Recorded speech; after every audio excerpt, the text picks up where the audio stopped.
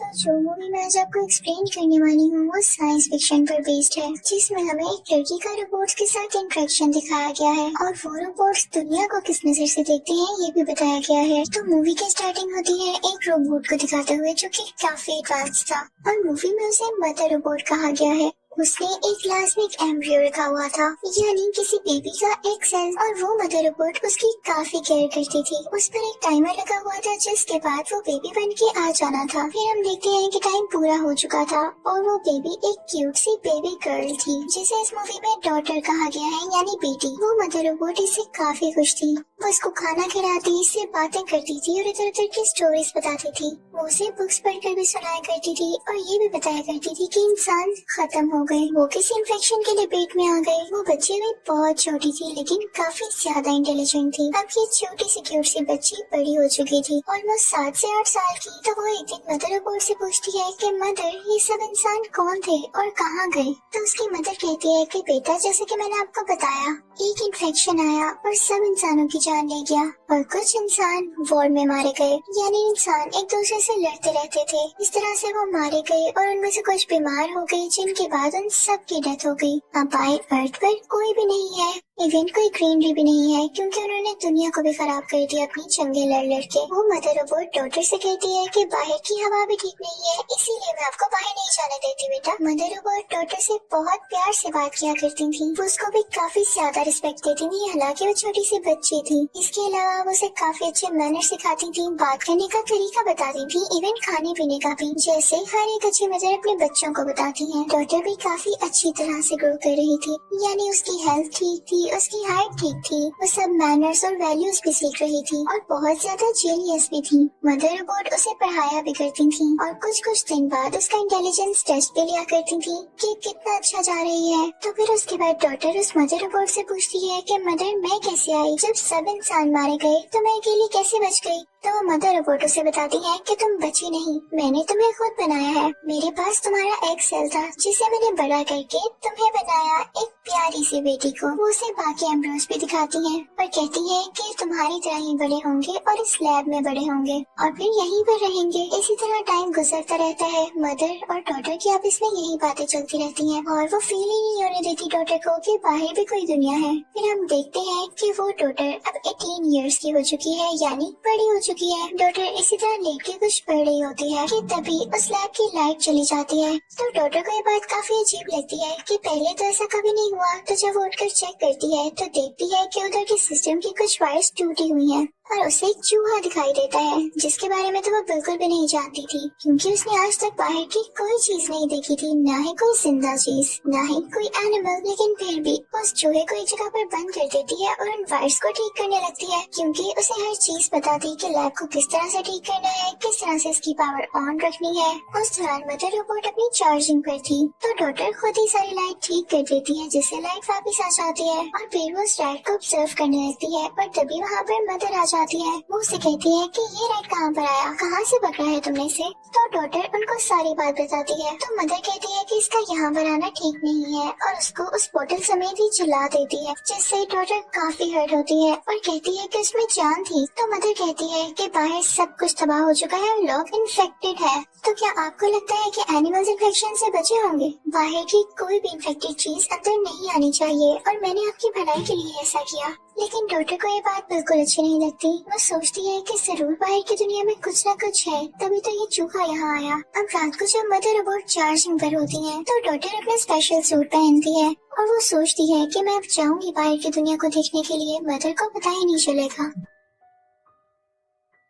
जैसे ही डॉक्टर अपनी लैब का दरवाजा खोलती है तो उसके सामने एक औरत होती है। उस औरत की हालत कुछ ठीक नहीं थी, वो काफी वीक लग रही थी। वो डॉक्टर से कहती है कि मेरी हेल्प करो। डॉक्टर उसके पास जाती है और उसे चेक करती है। डॉक्टर उसे भी एक स्पेशल ड्रेस पहनाती है, लेकिन तभी मदर रोबोट चार्ज हो जाती है और जब वो देखती है कि लैब का दरवाजा खुला हुआ है तो वो डॉक्टर से पूछती है, उसे आवाजें देने लगती है। और जब डॉक्टर उसके सामने आती है तो वो कहती है कि तुम बाहर क्या करने गई थी, ये दरवाजा क्यों खुला हुआ है? तो डॉक्टर आगे से खामोश रहती है और उस लेडी के बारे में भी उसे कुछ नहीं बताती। तो मदर रोबोट कहती है कि जब ठीक वक्त आएगा मैं तुम्हें खुद ही बाहर भेज दूंगी, अब दोबारा कभी दरवाजा मत खोलना वरना बाहर का इन्फेक्शन अंदर आ जाएगा। और चलो अब तुम्हारा वक्त हुआ है इंटेलिजेंस टेस्ट का। और इसी के साथ उसका टेस्ट लेने चली जाती है। अब जैसे ही मदर रोबोट डॉटर को एक डिवाइस पकड़ा कर जाती है तो इसी बात का फायदा उठाते हुए डॉटर वहाँ से दोबारा उस जगह पर आ जाती है जहाँ पर वो बीमार लेडी थी। वो उसे पानी पिलाती है और फिर डॉटर उस लेडी से कहती है कि आप यहीं रहिए, मैं आपके लिए मेडिसिन लाती हूँ। और उतनी ही देर में वहाँ पे वो मदर रोबोट आ जाती है जो कि उन दोनों को साथ देकर और उस लेडी को लैब में देखकर काफी गुस्सा होती है और जाकर उस लेडी को पकड़ लेती है और तंग करने लगती है, उसे हर्ट करने लगती है, चोट पहुँचाने लगती है। तो डॉटर फौरन से मदर रोबोट से कहती है कि प्लीज ऐसा ना करें, आपने कहा था कि बाहर की दुनिया इन्फेक्टेड है लेकिन इनको इन्फेक्शन नहीं है,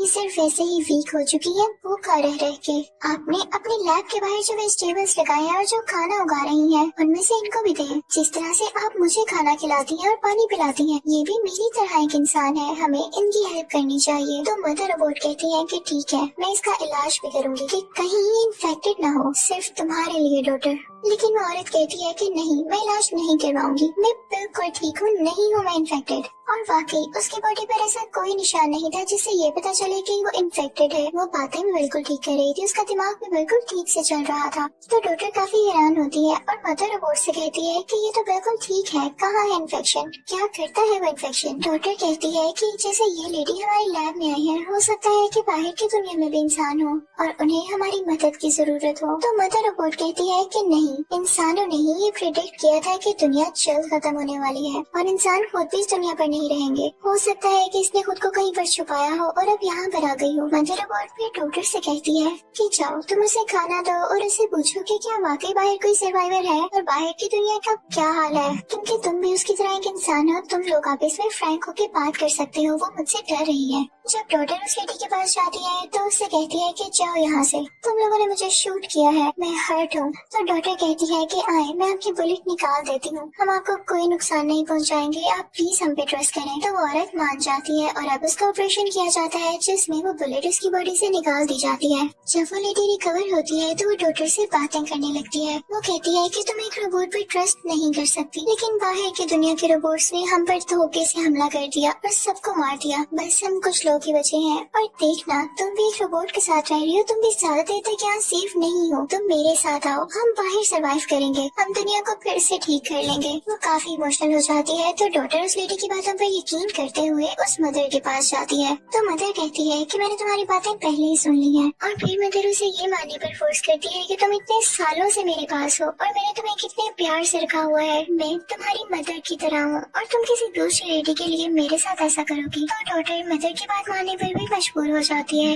अब मदर डॉक्टर से कहती है कि तुमने इंटेलिजेंस टेस्ट में काफी अच्छा स्कोर किया है, मेरी बेटी तो है ये जीनियस, तो आओ तुम्हारे लिए एक सरप्राइज है। और इसी के साथ उसे एम्ब्रियो लैब में ले जाती है जहाँ पर बेबी सेल्स थे। वो कहती है कि अपने लिए भाई या बहन चूज कर लो। ये सुन के डॉक्टर काफी खुश होती है क्योंकि यहाँ पर वो अकेली ह्यूमन थी। तो वो कहती है कि मदर मैं भाई चूज करूंगी और फिर वहाँ से वो एक ग्लास ट्यूब उठा लेती है। लेकिन रात में जब मदर रोबोट चार्ज हो रही होती है तो दोबारा से डॉक्टर के जहन में अजीब अजीब सवाल आने लगते हैं। वो खुद से ही सोचने लगती है कि आखिर मैं ही क्यों हूँ यहाँ पे और बाकी एम्प्लॉयज को भी रोबोट ने यहाँ क्यों सेव कर रखा है। वो एक सीक्रेट लैब में जाती है जहाँ पर सारा डेटा पड़ा हुआ था। वहाँ पर जाके उसे काफी हैरान कर देने वाली बातें पता चलती हैं कि इससे पहले यानी डॉटर से पहले मदर ने 3 और बेबीज को बनाया था, लेकिन जब उसने इन तीनों का इंटेलिजेंस टेस्ट किया तो वो उस टेस्ट में पास नहीं हुए, ना ही डॉटर की तरह अच्छा स्कोर किया। तो मदर ने उन तीनों को मार दिया।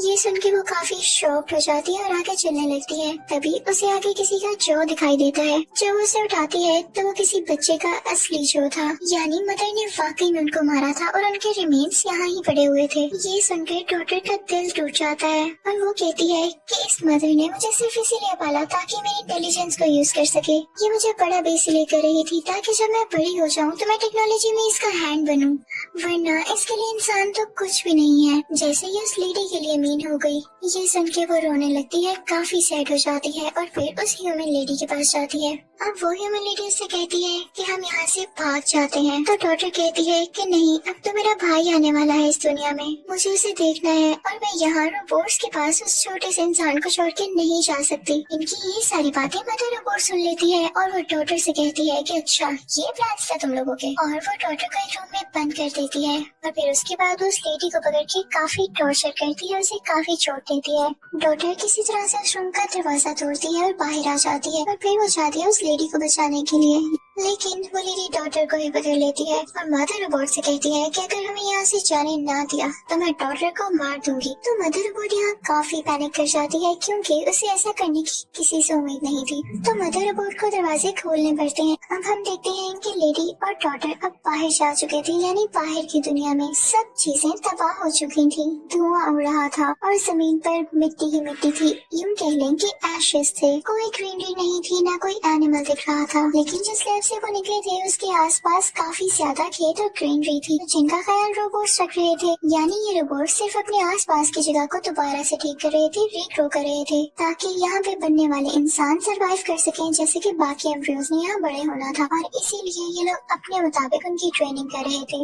अब वो लेडी और डॉटर चलते चलते एक जगह पहुँच जाते हैं, लेकिन वो माइन नहीं होती। वो एक छोटा सा बॉक्स होता है, कंटेनर होता है, जिसमें उस औरत ने कुछ खाने पीने का सामान रखा हुआ था। डॉटर उसे पूछती है कि ये क्या है, आपने तो कहा था कि आप माइन में रहती हैं और बाकी सब लोग कहाँ हैं? तो वो लेडी कहती है कि मैंने तुमसे झूठ कहा, हाँ हम माइन में रहते थे और बाकी सर्वाइवर्स भी थे, लेकिन हमें खाने की काफी शॉर्टेज हो गई और हम सब मारे गए। जो लड़की बची वो सिर्फ मैं थी, तो मैं बचा कुचा सामान लेकर यहाँ आ गई। डॉटर उस लेडी के मुंह पर थप्पड़ मारती है और कहती है कि आपने मुझे झूठ क्यों कहा, मैं वहाँ अपने भाई को छोड़ कर आई हूँ सिर्फ आपके कहने पर। तो डॉटर वहाँ से वापस चली जाती है उसी लैब के अंदर। उस लैब के बाहर काफी ज्यादा रोबोट्स थे और जैसे ही डॉटर वहाँ पर आती है वो उस पर रेड लेजर डालने लगते हैं, लेकिन वो सिर्फ उसे स्कैन कर रहे थे और जब उसे पहचान लेते हैं कि डॉटर ही है तो उसे अंदर आने देते हैं। डॉटर जैसे अंदर जाती है तो एक एक्स उठा लेती है, ये सोचते हुए कि हो सकता है कि मदर उस पर गुस्सा और उसे मारने की कोशिश करे तो वो खुद को डिफेंड कर सके।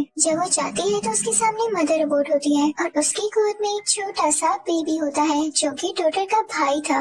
मदर रोबोट उससे कहती है कि एक्स छोड़ो और अपने भाई को देखो। यानी यहाँ पर मदर रोबोट का मूड बिल्कुल नॉर्मल था, जिसे देखकर डॉटर का डर भी कम होता है। मदर डॉटर से कहती है कि वो वक्त आ चुका है जब मैं तुम्हें सारा सच बता दूं। ये लो अपने भाई को पकड़ो और अब सुनो, मैं सब रोबोट्स की हेड हूँ, मैं इनको लीड करती हूँ और कंट्रोल भी। इनफैक्ट ये मेरा ही प्लान था कि मैं बाहर की दुनिया के सब इंसानों को खत्म कर दूं, क्योंकि इंसान पागल हो चुके थे, इतनी लड़ाइयाँ कर रहे थे कि उन्होंने दुनिया को भी तबाह कर दिया था।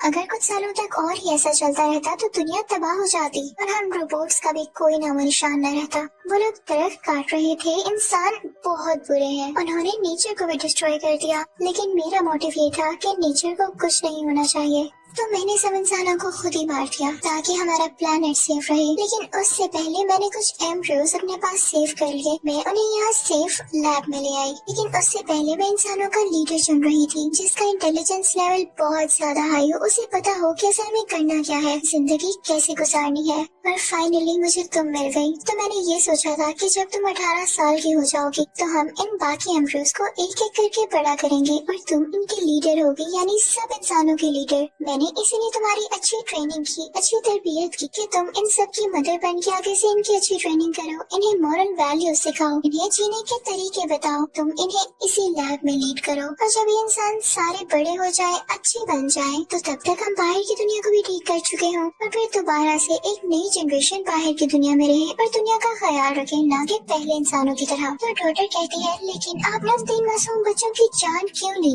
तो मदर रोबोट कहती है कि मुझे ऐसा करना था। मैंने जब उनका इंटेलिजेंस लेवल चेक किया तो मुझे वो इतना अच्छा नहीं लगा कि बाकी इंसानों को वो कुछ सिखा सके, तो फिर फायदा क्या होता मेरी इस सब प्लानिंग का। लेकिन अब मैंने ऐसा कभी नहीं किया तुम्हारे बाद, क्योंकि मुझे तुम्हारा इंटेलिजेंस लेवल इस काबिल लगा कि तुम इंसानों को लीड कर सको। मैं तुम्हारे बाद किसी इंसान को नहीं मारूंगी, क्योंकि तुम जो उनकी लीडर होगी उनको सिखाने वाली। तो डॉटर मदर से कहती है कि मैं नहीं जानती आपका क्या भी प्लान था, लेकिन आपसे बड़ा जालिम कोई नहीं हो सकता जिसने बिलियन ऑफ ह्यूमन की जान ली और सिर्फ एक इंटेलिजेंस चेक करने की खातिर आपने कितने बच्चों को मार दिया। आप मरना डिजर्व करती हैं। तो मदर कहती है कि ठीक है तुम मुझे मार दो, लेकिन उससे पहले ये सुन लो कि जो लेडी यहाँ पर आई वो भी मेरे कहने पर आई थी। मैंने ही उसे कहा था कि तुम मेरी डॉटर को बाहर की दुनिया दिखाओ, ताकि उसके जहन में ये बात आए कि बाहर भी कोई दुनिया है और असल में हो क्या रहा है। तो वो तुम्हें अपने साथ ले गई और मैंने तुम्हारा लास्ट टेस्ट यही करना था कि तुम्हें भाई देना था, और उसी दौरान तुम्हें बाहर भेजकर ये चेक करना था कि तुम्हारे दिल में इंसानों के लिए प्यार है या नहीं। जो चीज मैं अपने दिल में डेवलप नहीं कर सकी वो मैंने तुम्हारे दिल में देखी। तुम अपने भाई के लिए वापस लौट कर आई अपनी जान की परवाह किए बगैर, और तुम